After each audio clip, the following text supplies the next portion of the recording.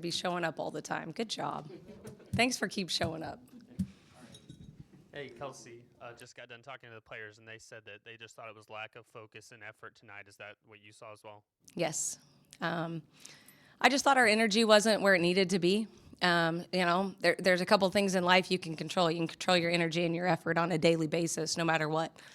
I just reminded them life's hard. It's not easy, but being a D1 athlete's not easy either.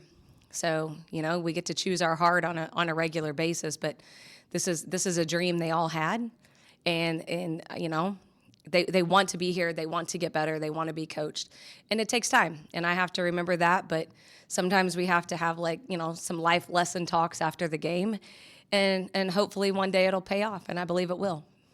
Yeah. What do you think led to maybe the slow start tonight, and then if it's a trend that you've seen from some of the other slow starts?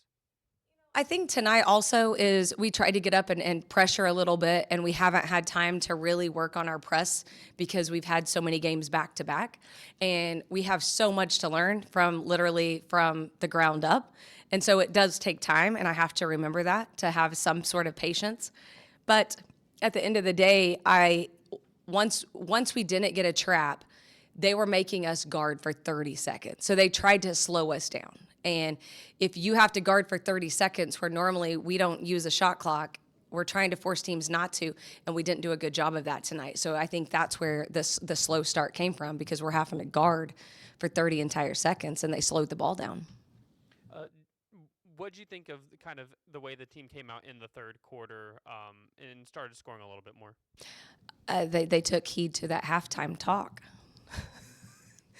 That's the best way I can tell you. And they mentioned obviously, they've like little bit of a lack of energy. You mentioned the being forced to guard for 30 seconds as part of that. But defensively, was there anything Southeastern Louisiana was doing early that was causing you guys issues, or do you feel like it was more lack of energy on your guys' part? I think a little bit of lack of energy and a lack of communication, but I think when you have to guard for 30 entire seconds, I thought they lulled us to sleep a few times, and then we made some mental errors.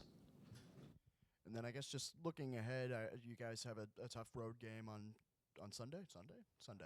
Uh, I get all the days mixed up in my head, but how much I guess was a wake up call? I guess maybe needed, or how do you kind of I guess push this forward? I guess I don't know if that makes sense, but yeah. Yeah, that makes sense. And that's something we addressed after the game is we can't take this performance on the road and expect to be successful.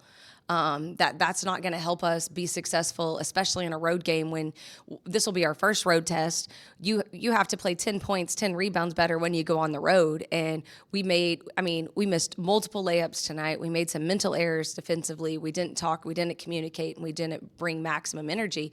There's no way you're going to win on the road if you don't bring that. And that's definitely something we've addressed in the locker room. Talia was in here saying that I don't think she doesn't remember the last time they had 25 points at halftime under a team that was coached by you. But have you seen that over your time with her, that she can just take over a game, especially at halftime, and kind of come out with kind of the energy that was lacking in the first half? I've seen Talea score 40 points in a game. I mean, she can really turn it on, and I know that she hasn't shot her best game yet. I know that, but she's still settling in, and she does so many things on both sides of the basketball. She's rebounding extremely hard, and she's getting some good shots. I know she's going to knock those down. I mean, she still had 20 plus points tonight, but I mean, she can break out for even more. I know she can, and I believe that she can definitely do that. And then it's been a few games now, and every game there's a few offensive fouls. Is that something that can be addressed in practice, or is that something that can be fixed, or is it just kind of luck of the draw, small sample size? What do you kind of attribute to there? I don't mind us being aggressive. I mean, we can't have 10 offensive fouls a game, but we run the dribble drive. We have to be aggressive. We have to force the issue, get into the rim. So, then we also have to start understanding we have to jump stop early, which that can be addressed in practice. We can work on step through. We can work on some sidestep. We can work on some counter moves in practice to help us combat that. But I don't want to take away their aggression. Hey, Coach, what do you say to a player like Bonnie, who obviously had a great start to her college career in these first three games, but had kind of a tough night? What's the message as she kind of gets her first kind of rough night as a collegiate player? You know, after we addressed a lot of different things in post game in the locker room, I reminded him that at the end of the day, most people aren't going to remember that we didn't play our best. They're going to look back and say, "Oh, you won," and so that's a silver lining. And reminded him, I told him my mom used to tell me the sun's going to come up tomorrow. You're going to get a new opportunity. We found a way to get a win, and the sun is going to come up tomorrow, and we're going to have another opportunity, God willing, that we can address some issues, but we have to prepare for that next battle. And, I also told him that you can't live in the past. We know what things we need to fix, but if we live in the past, we're not going to move forward. I reminded him that, nobody drives their car in reverse. There's a reason that rear view mirror is a whole lot smaller than your front windshield. So I'm going to address the things that need to be addressed. I'm going to coach them really hard, and I reminded them of that. But at the end of the day, I know that there's another opportunity for us to get better tomorrow and fix things that are all fixable. I guess whenever an underdog like Southeastern Louisiana can hang around a little bit longer than maybe expected, does that add any more pressure to the players? Does that kind of play into any heads or anything? Is that something that comes into play at all? Or yeah.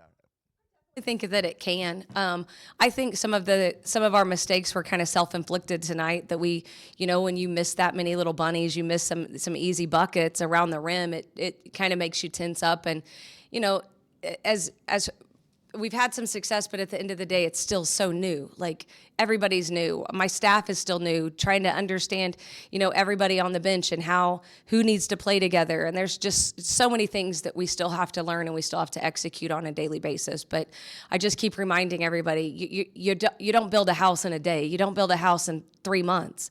If you want to build something the right way, it takes time, and we're not going to stop continuing to do the right things and do the little things and correct them and push them and love them and continue to grow, because that's something that's going to last and withstand the test of time. All right, thanks, Coach.